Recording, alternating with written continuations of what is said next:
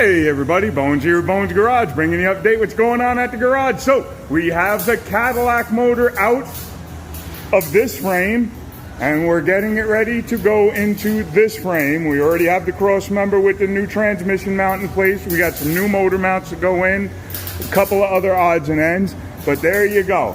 There is a Cadillac motor. Look at the size of these motors.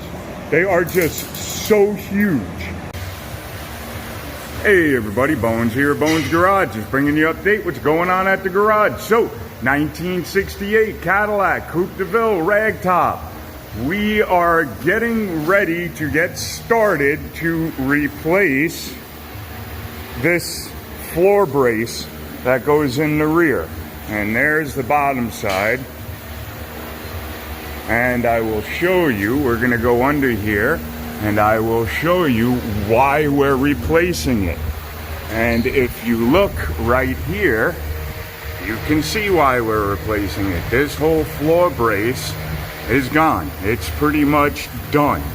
So the floor itself, I can reach in to the interior of the car. So the floor itself is done all through here. The floor on the other car that we were getting all these parts off of was also rotten in the same spot, so we can't use the floor itself. We're gonna have to make all of this floor out of sheet metal. We also have all of the rot that's inside the wheel tub. You can see it goes all the way down, so all of this is rotten. That's all rot. That's where the metal is split off. And you can see there's the inside of the trunk. There would be the back seat right there, the upper part of it, and that's where the lower part of the back seat would be, right in here. So you could see how bad this passenger side is. And now we'll go to the driver's side, and you'll see it's the same exact problem. This is a body mount right here, or what's left of that body mount. So from here, we're going to cut this right along here and replace this whole section of the floor brace. You can see we've already started drilling out the spot welds and starting to separate right through here. And you can see how much rust is in there. And we're going to have to clean all this out to get this to fit nicely. And there's a ton of rot right back here. And this is common for these cars with the rag tops. You could see all of the inner wheel well. Same problem as the other side, a little bit worse. Goes all the way up and all the way around. This right here is your skirt mount, the rear side, and this is one of the body mounts that somebody tried to fix. And you can see they really did not do a very good job of fixing it. So all of this has to be replaced and fixed as well. Then we have all the way back here where this trunk pan brace, the rear of the car, is completely gone.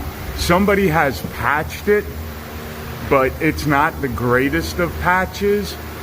This on the other car was also gone, so we're either going to have to try and find another car that has this, or all of this is going to have to be made by hand.